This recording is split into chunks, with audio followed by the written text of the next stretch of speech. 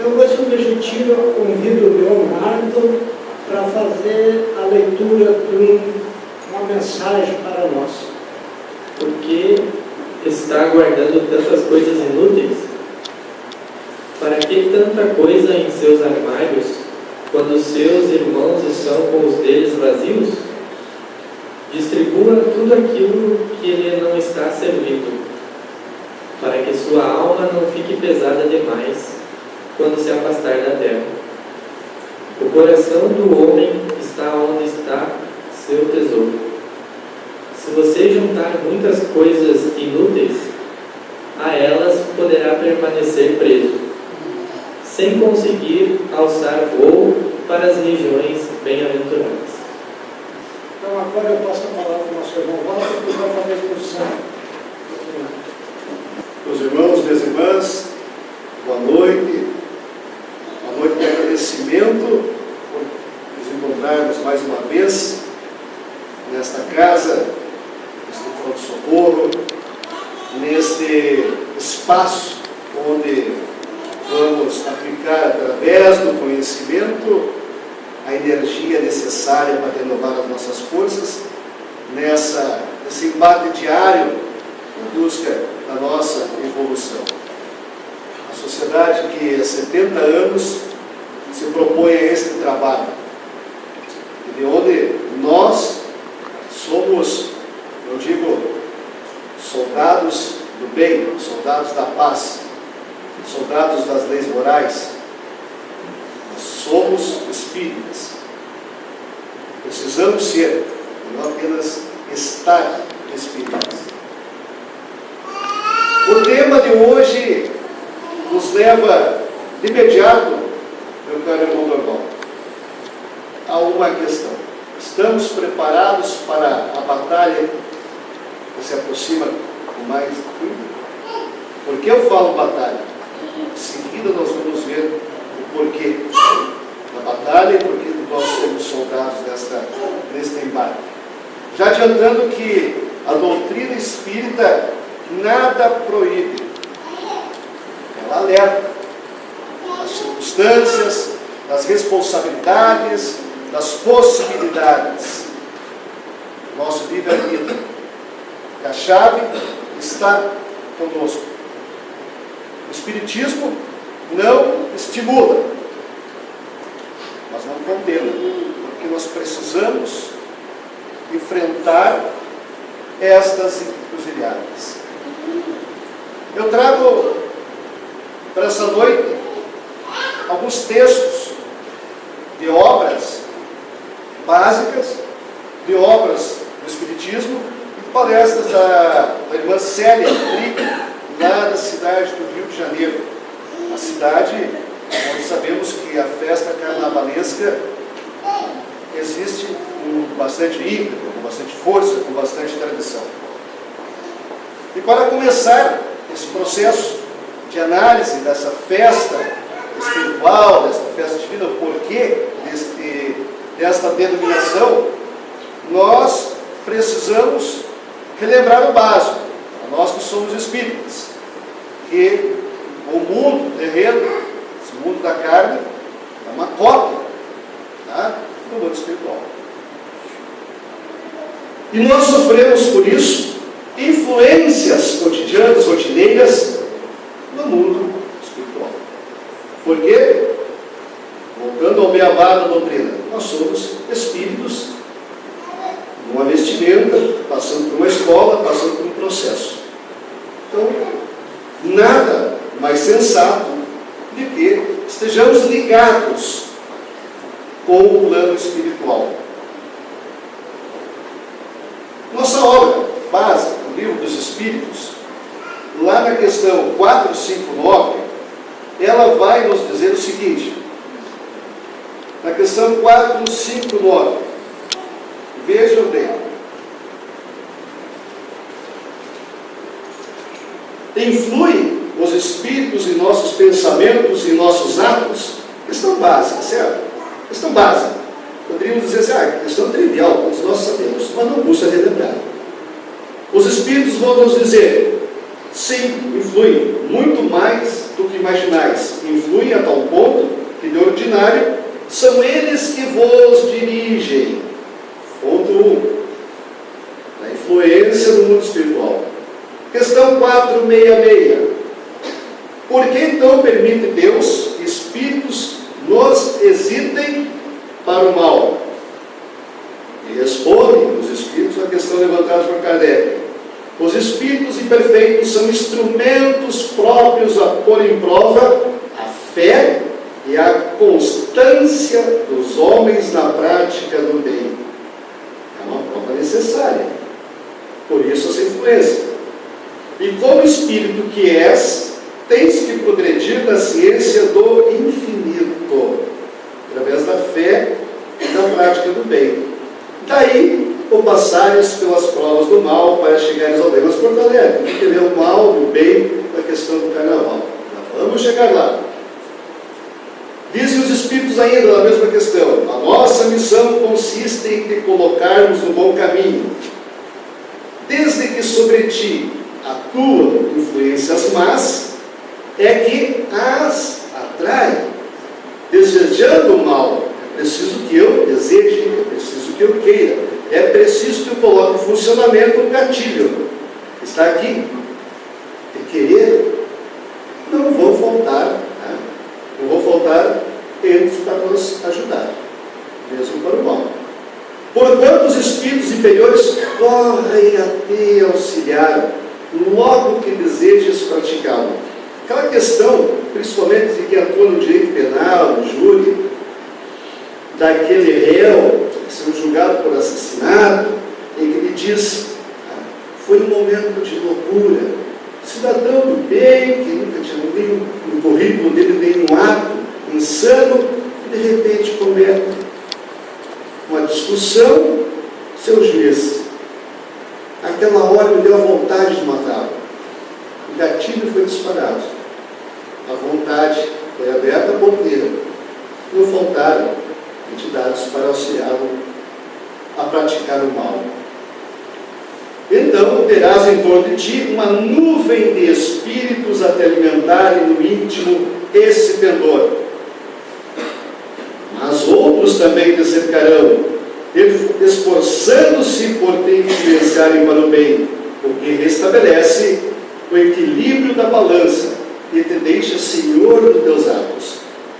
Então não é só notícia negativa, tem um lado positivo. O gatilho está nas nossas mãos. Então é preciso que nós compreendamos a questão desse intercâmbio, dessa relação constante, diária, nossas vidas, essa conexão com o mundo espiritual, com tudo aquilo que nos agrada pelo pensamento, pelo interesse, pelas ações. Não esquecendo jamais que a espiritualidade incentiva, motiva, está ali para te auxiliar. Nosso guia espiritual está pronto ali para nos estender a mão. Mas também entidades podem conspirar, estão se alimentando dessa tua energia. No 472, da questão 472, é bem clara esta situação. Os espíritos que procuram atrair-nos para o mal se limitam a aproveitar as circunstâncias em que nos achamos ou podem também criá-las. Aproveitam as circunstâncias ocorrentes, mas também costumam criá-las, impelindo-vos malgrado vosso para aquilo que cobiçais. Assim, por exemplo, e olha o exemplo colocado na questão 472 do Livro dos Espíritos.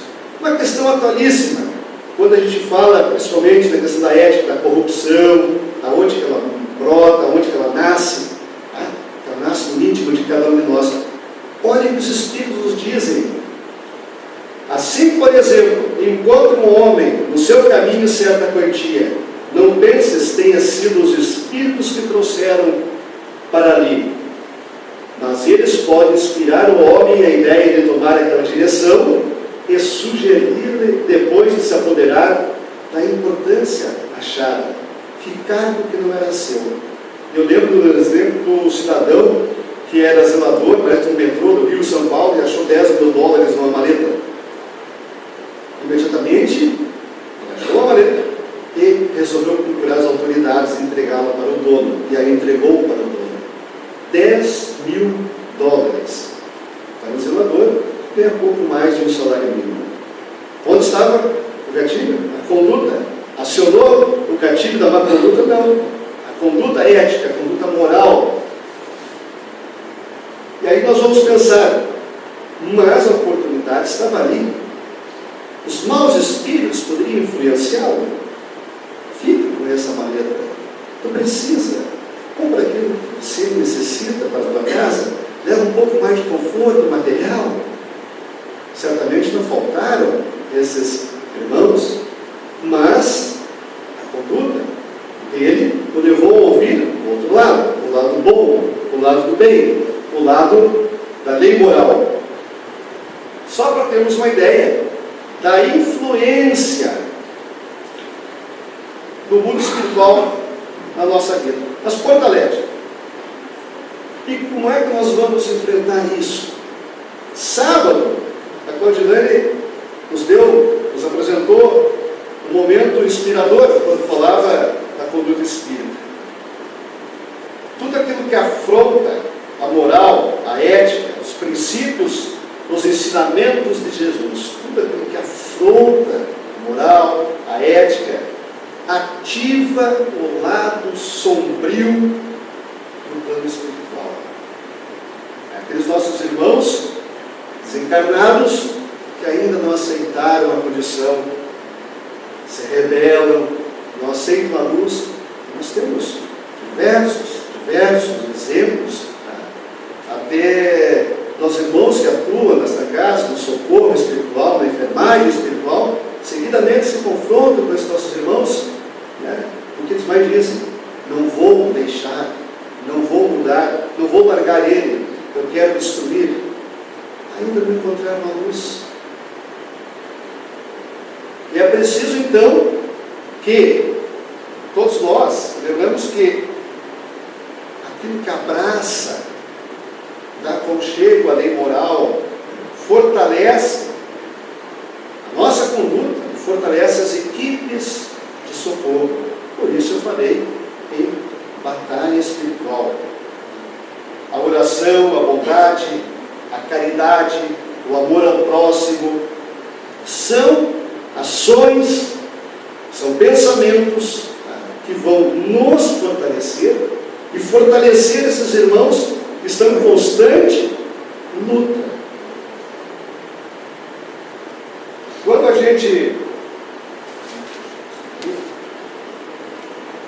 a gente acessa as obras nas fronteiras da loucura do Manuel Filomeno de Miranda, psicografia do Divaldo Pereira Franco, a gente vai conhecer o momento em que as atividades de socorro a encarnados e desencarnados, desenvolvidas por uma grande equipe espiritual sob o comando do Dr. Bezerra de Menezes, nos dias do Carnaval de 1982 no Rio de Janeiro. Muito antes do início do Carnaval, as equipes já estão se preparando, já estão se fortalecendo, porque eles sabem que não vai ser fácil. Estão lá para assistir, não o Carnaval, para assistir os nossos irmãos que encarnados acabam tombando moralmente ou materialmente, os desencarnes que ocorrem, as possessões que ocorrem. E esses irmãos estão ali, espiritualmente. Mas, para cada irmão que está nessa atividade, há 4 esperando, sugando, vampirizando. Nós chamamos de vampiros, sugando toda a energia, tirando, enfraquecendo a conduta. Para isso, para não tombarmos nesse processo, entendermos a conduta espírita, é necessário que cada um de nós desenvolva algo muito simples. Algo muito simples. Que Sócrates já dizia: conhece-te a ti mesmo. Quem sou? É uma pergunta. A princípio bastante simples. Quando me perguntam, Porto Alegre, quem é você? Eu sou o Walter Nunes Porto Alegre, sou nascido em Santiago, trabalho no Procon, gosto de tocar acordeon, sou casado com a Jaqueline. Não é esse Porto Alegre que a sociedade enxerga, que se apresenta para a sociedade. Quem é Porto Alegre, visto pelo Porto Alegre, aquele Porto Alegre que a sociedade não vê. Sem máscaras. Eu conheço o seu Dorval, sei do seu trabalho, sei do seu modo, mas o Dorval mesmo, quem conhece, é o Dorval. E a espiritualidade. Porque o nosso pensamento é um elo de comunicação. Não precisamos falar. Muitas vezes não precisamos nem compreender o nosso pensamento para que o mundo espiritual esteja atento e desenvolva essa atração. Então, quem sou? E sabendo quem eu sou, os meus limites, as minhas fraquezas, eu posso compreender até onde eu posso ir. Mas isso não me afeta. Não afeta mesmo? Esse ambiente eu passo tranquilamente por ele. Que bom, consegue pensar assim, mas tu consegue passar tranquilamente por um ambiente sem respirar o ar poluído? Mas eu vou para esse ambiente aqui, eu faço uma oração, eu mentalizo, peço ao meu guia. E bom, mas aí eu faço uma analogia, aqueles esportes mais radicais que muitos fazem, de subir montanha, trilhas, colocando a vida em risco, tem guia para acompanhá-lo, tem equipamentos de segurança. Beleza, ótimo. Mas basta um deslize, basta um descuido, e tu cai no precipício, cai na água, cai na boca da fera. Preciso cuidar até onde eu estou preparado para enfrentar esse momento, para andar tranquilamente nesta seara. Entre dois mundos vai nos trazer um relato de socorro espiritual a trabalhadores do Evangelho encarnados que passavam por grandes perigos. Trabalhadores do Evangelho encarnados que passavam por grandes perigos.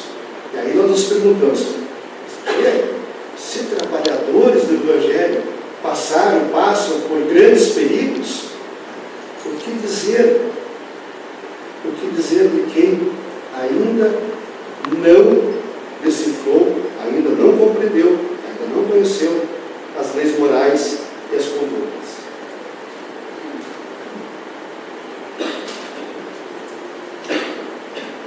Lá nas fronteiras da loucura, nós vamos encontrar essa pequena frase.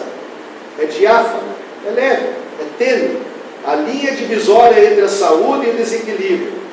Muitos de nós transitamos ocasionalmente de um lado para o outro na fronteira divisória. Isto é, entramos e saímos de vez em quando no campo da obsessão, às vezes sem nos darmos conta disso. Quer dizer, de médico e de louco, todos nós temos um pouco. Essa frase nunca veio tanto a calhar. Muitas vezes nós cruzamos a linha divisória. Graças a Deus que conseguimos voltar. Mas e quando não conseguimos voltar? Quantos não conseguiram retornar nessa linha divisória? Não vamos nem citar os exemplos, mas nós sabemos quantos irmãos sucumbem e não retornam das fronteiras da loucura. Então, nós vivemos nessa dualidade. Nosso livre-arbítrio, o caminho depende apenas de nós. A sociedade, a arte, o cinema desenvolve isso, em muitos filmes. Os irmãos e irmãs já devem ter assistido aqueles filmes entre o bem e o mal. O diabo querendo tomar conta da terra, vem o anjo, o guardião, e aquela luta entre as fronteiras do bem e do mal. É um exemplo simplório, do que nós nos encontramos na compreensão da espiritualidade. Depende de nós. mas nós estamos sempre entre o bem e o mal. E não depende mais de ninguém, depende de nós. E aqui eu lembro, eu gosto muito de citar exemplos de fábulas e contos indígenas. E grande parte dos irmãos, das irmãs, por certo, já conhecem a fábula Cherokee, originária dos Estados Unidos, a tribo Cherokee, dos dois lobos. E o menininho chega para o vô, o ancião, e diz que ele estava com raiva do coleguinha, o coleguinha fez pouco caso dele e tal, e ele estava com certa raiva. Eu vou dizer normal, porque eu mesmo, meu neto, eu tenho dentro de mim dois lobos, todos nós temos dois lobos, o mal e o bom. O mal e o bom. O mal é aquele lobo da maledicência, da raiva, do orgulho, aquele distante das condutas que estão dinâmico pelo comprador do Estado, das leis morais. O bom é aquele que se aproxima dessas leis, que executa a caridade, o perdão, o amor ao próximo, fazer ao outro que eu não quero que faça. E o gurizinho pergunta para o vô: tá, vô, e na briga desses dois, qual deles vence? O velho índio simplesmente diz: aquele a quem eu alimento. Esse lobo vai vencer. Portanto, essa é a dualidade que nós nos encontramos. E não podemos negar que nós temos as ferramentas para enfrentar esse momento. Há 2000 anos, já falamos aqui, o maior pedagogo que nós já conhecemos, Jesus Cristo veio e nos ensinou. Os recados estão aí, para nós, os lembretes estão aí. Basta que nós tenhamos esses lembretes. Quando eu falo, me pergunto onde está, Deus, onde está a consciência de vida? Está aqui, está em nós, está no nosso ser, somos seres da criação.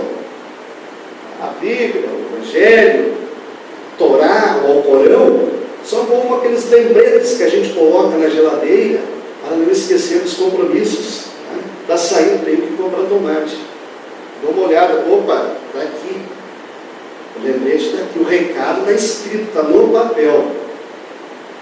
Está no nosso subconsciente. Mas muitas vezes é necessário que a gente dê uma olhada ali, está escrito, para relembrar. Bom, mas o tema nos leva também, meus irmãos e minhas irmãs, a entender esse processo das origens do carnaval. Clássico, essa questão da origem.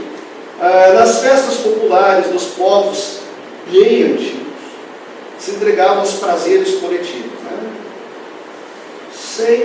sem limites para os prazeres.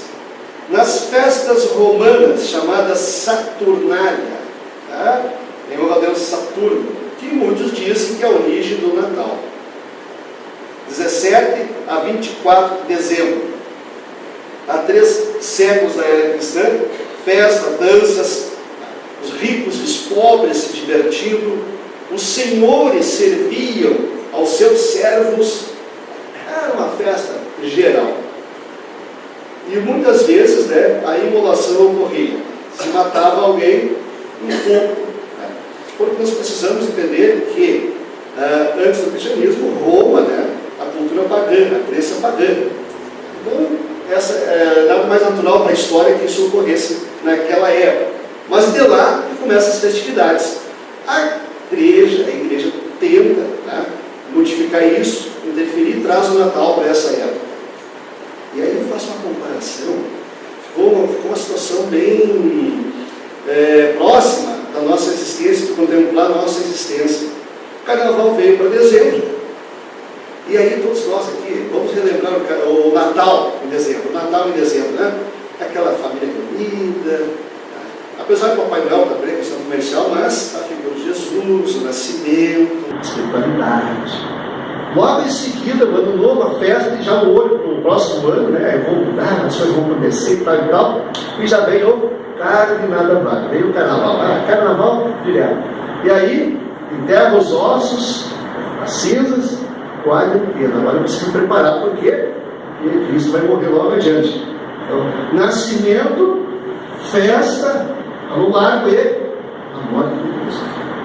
A sociedade se fez nesse inteirinho, simplificando. As bacanalhas da Grécia também tem não há inclusive história, né?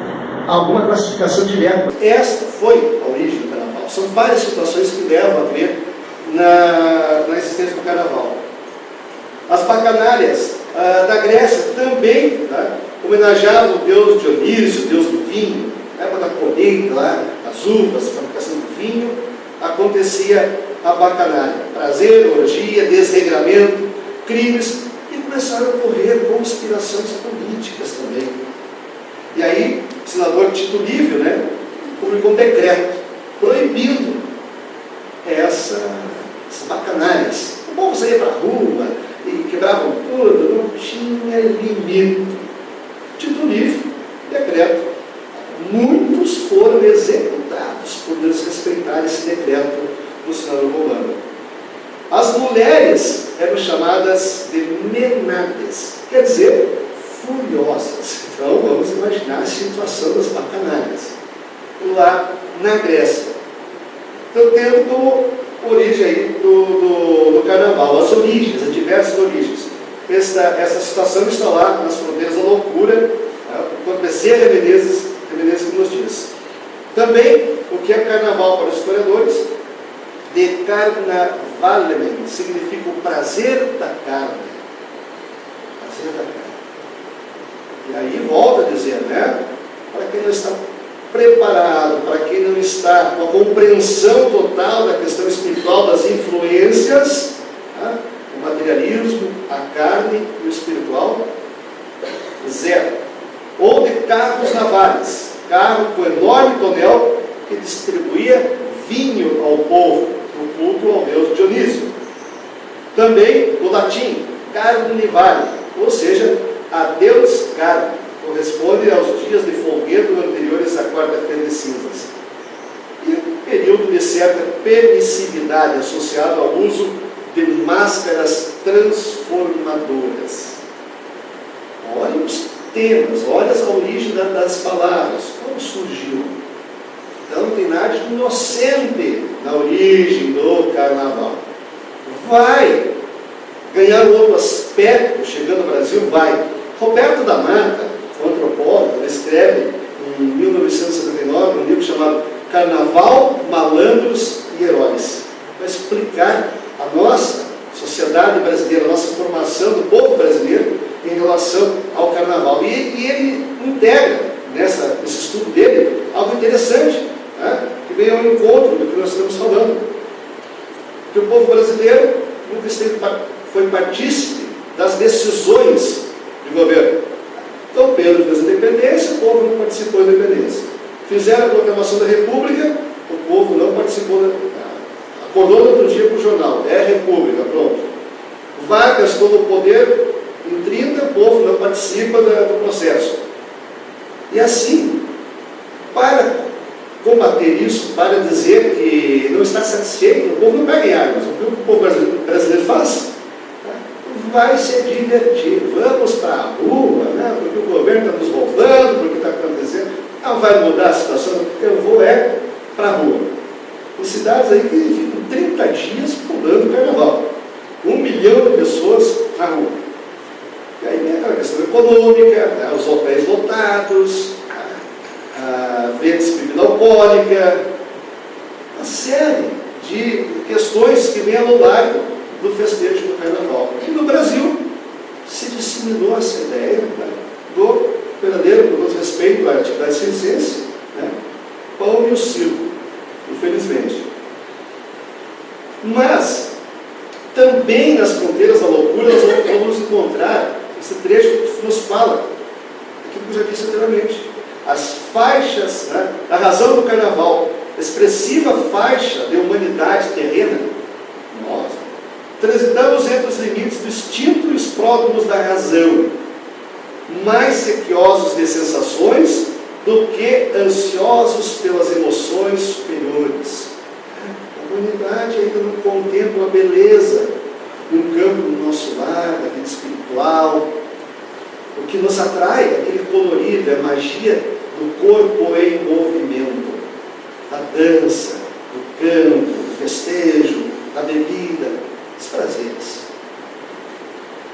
Natural que se permitam nestes dias os excessos que reprimem por todo o ano, que eu falava que o Roberto da Mata colocava nesse estudo dele também, sintonizados com as entidades que lhes são afins.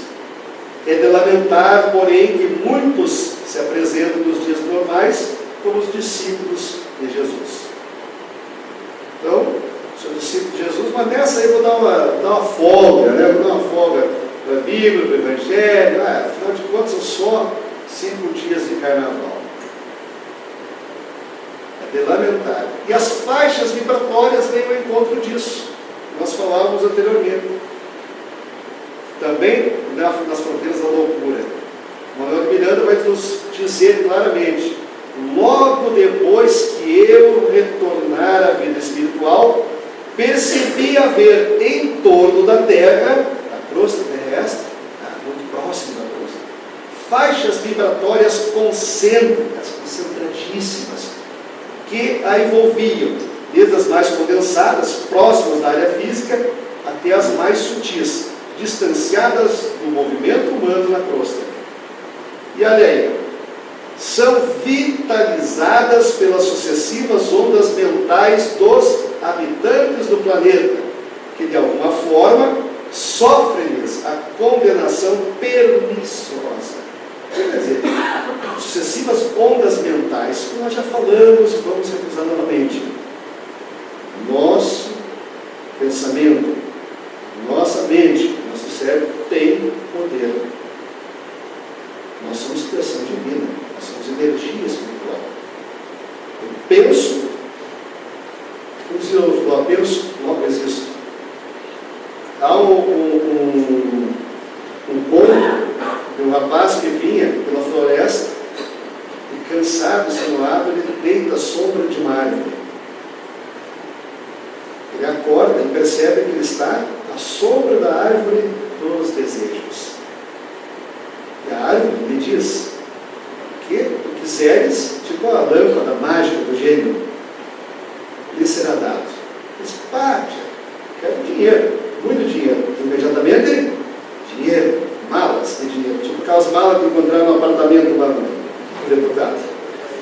Em seguida, ele diz: estou com sede, gostaria de beber. A mesa farta de beber. Ele começa a beber, mexendo o dinheiro e lembra: epa, estou sozinho na floresta, há muito perigo por aí. E se aparecem os assaltantes, os bandidos? Pô, quem que aparece mesmo? Não foi Papai Noel. Os assaltantes e bandidos. E imediatamente ele pensa: vão me matar. Vão me matar. Resultado: matar. Pensamento, a árvore dos desejos está em nós. Então essa faixa vibratória, isso alimenta. Por isso que eu falei, estamos preparados para essa batalha, para sermos soldados da doutrina, da lei moral de Cristo, e mentalizarmos, orarmos, mentalizarmos, porque a luta se aproxima, o carnaval está chegando, e as forças serão redobradas. Mas Porto Alegre, o Caetano Veloso me diz numa letra lá que atrás do trio elétrico só não vai quem já morreu. Se ele tivesse lido nas fronteiras da loucura, a letra seria um pouco diferente. Atrás do trio elétrico também vai quem já morreu para o plano terreno. E aí nós temos uma figura emblemática, eu resolvi colocá-la justamente para que nossos olhos contemplem, né? Porque a gente não vê nessas festas. E aí eu te digo, de novo, mas eu estou preparado, eu rezei, mentalizei, estou levando inclusive o Evangelho de bolso aqui. Tem um caso relatado pela Célia Trigo, de uma mãe que diz para a filha: não vá ao carnaval. E a Ela disse: mãe, eu vou. E foi. E a mãe foi e orou fervorosamente. Pai, cuida da minha filha. E ela teve merecimento do pedido de mãe. E a gente sabe, quem viu o nosso lar sabe, a comunicação é mais rápida que o WhatsApp. Chega lá em cima, alguém está pedindo socorro, desce lá e ajuda. Merecimento da mãe, não por ela, pela mãe. E os guias, os mentores foram lá e a protegeram. E ela retornou para casa. E aí vem a frase que talvez muitos de nós já dissemos para os pais, os filhos dizem: viu, mãe? Paranoia é tua, não aconteceu nada. Não sabe ela, né, da luta que se instalou, né, da força da mãe, do merecimento da mãe, para que realmente ela retornasse para o seio do lar. Como nós temos essa ligação, essa influência com o mundo espiritual, e quando nós nos libertamos durante o sono, essa ferramenta aqui vai descansar e nós vamos sair passear um pouco. Dependendo do nosso nível, da nossa vibração, a gente vai buscar inspiração para as fantasias de carnaval. Quem já leu as obras de André Luiz, né, sabe das cavernas, das sombras. Muitas fantasias têm suas origens em visitas a regiões inferiores do além, copiando deformidades e horrores. Aí aparece um cara com uma faca cravada na cabeça, dançando e pulando, um monstro, sem saber que a influência, a vibração. Então, a população invisível ao olhar humano era acentuadamente maior que a dos encarnados. Eu falei 1 milhão de encarnados pulando. Vamos então imaginar como é que é a população invisível. Disputava entre si a vampirização das vítimas encarnadas que eram telecomandadas. E naquele fervor, né, o Evangelho já foi para o espaço, já esquecia a lei moral, a conduta espírita, assistia aqui a palestra de Claudilane, e não, estou lá 1 milhão dele. E eu acabei me perdendo, porque eu não tinha consciência de quem eu era realmente, até onde eu poderia suportar, né, aquela questão. Estimulava a sensibilidade e as libações alcoólicas dos que participavam. Ingeriam drogas, utilizando-se de comparsas no corpo físico. E as consequências nós todos já sabemos. Moléstias graves, doenças, comportamentos morais, distúrbios afetivos, no lar, no trabalho, quebras financeiras, homicídios 3 variados, suicídios alucinados, infarto, morte por exaustão de forças, meu Deus, desencarnação por abuso de drogas. E hoje, olha a observação, época de maior índice de crimes, acidentes, estupros, crianças abandonadas, filhos do carnaval em Salvador. Então, não é nada, é uma festa nada alegre, né, meus irmãos? Por isso, né, a concentração mental de milhões de pessoas na fúria carnavalesca, irradiações dos que participavam ativamente, enlouquecidos, e dos que, por qualquer razão, se sentiam impedidos, afetava para pior a imensa área de trevas, ao tempo em que esta influenciava os seus mantenedores, as fronteiras da loucura. Então, a gente vê o quanto é complexa essa influência, essa relação do carnaval. Divaldo Pereira Franco, pelo espírito do Manuel Filomeno Moraes, de Miranda, também vai nos dizer lá: acurando a vista, podia perceber que, não obstante a iluminação forte, pairava uma nuvem espessa, onde se agitava outra multidão, porém de desencarnados, mesclando-se com as criaturas terrestres, de tal forma permeada que se tornaria difícil estabelecer fronteiras delimitadoras entre uma e outra faixa de convivência. Voltamos àquela imagem. Que difícil você decifrar quais são as fronteiras, está todo mundo misturado. Eu não conseguia decifrar quem era quem. Pedro Fagundes Azevedo vai nos dizer: muitos espíritas ingenuamente julgam que a participação nas festas do Novo, tão do agrado dos brasileiros, não acarreta nenhum mal à nossa integridade psicoespiritual. E de fato, não haveria prejuízo maior se todos pensassem e brincassem num clima sadio, de legítima confraternização. Infelizmente, a realidade a gente sabe que é bem diferente. E volto àquela questão de perguntar: quem sou? Estou preparado? Mas eu sou espírita. Eu frequento sempre, normal. Vou lá segunda, vou sábado, bato carteirinha, participo do grupo de estudo. Estou blindado. A gente sabe que não é bem assim. Por isso, o Espiritismo não condena, não estimula, orienta. Estamos com essas obras, compreendendo o processo todo, que os nossos olhos físicos também, mas que o nosso espírito vai ver, vai sofrer com isso. Outro desenho, achei interessante, né? Nosso mentor, nosso guia lá, apavorado, né, na figura daquele anjinho, tentando ali nos blindar, nos proteger, mas a vibração é tão baixa, a porta ficou tão escancarada. Fechei a porta da conduta moral e abri a outra porta que estou cercado dessa nuvem espessa. A opinião de Emmanuel: há nesses momentos de disciplina sentimental. Ele está sendo muito educado, hein? Indisciplina sentimental. O largo acesso das forças da treva nos corações. E às vezes, toda uma existência não basta para realizar os reparos precisos de uma hora de insânia e de esquecimento do dever. Uma hora de indisciplina sentimental. E toda a existência pode ser frutífera para nós nos resgatarmos desse processo. André Luiz também dá a sua opinião.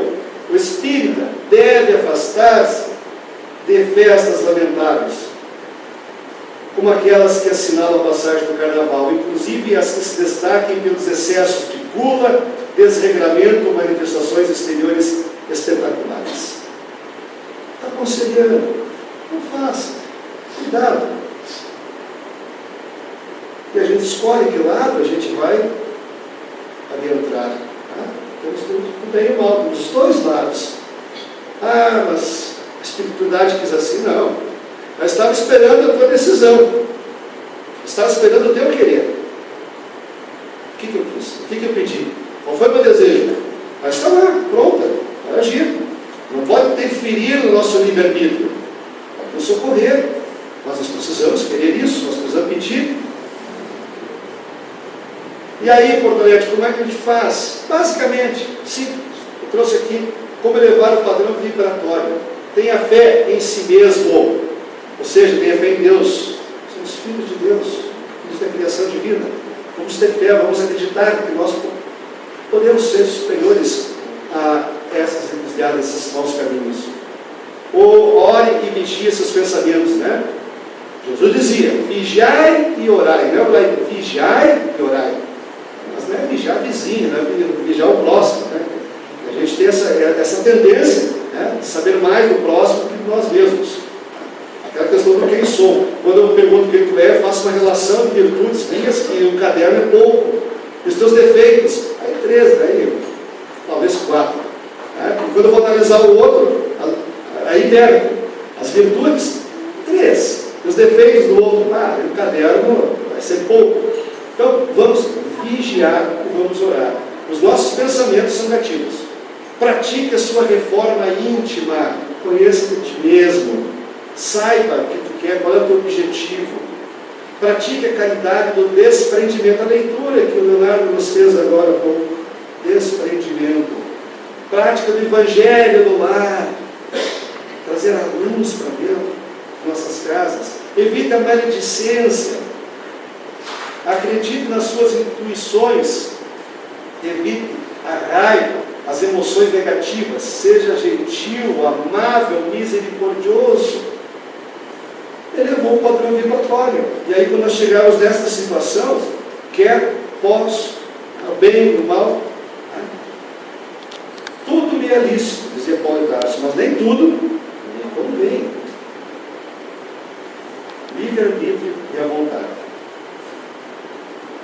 encerro esse encontro com esse verso aqui de uma poesia do Ângelo Franco.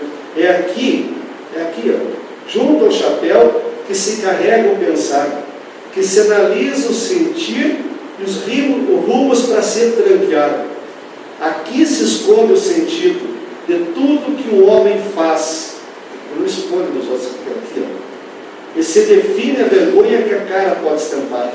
Cada consciência é um caminho que pode ou não ir além, e só cuida para onde vai quem respeita de onde vem, de onde nós vemos. A criação divina, filhos de Deus.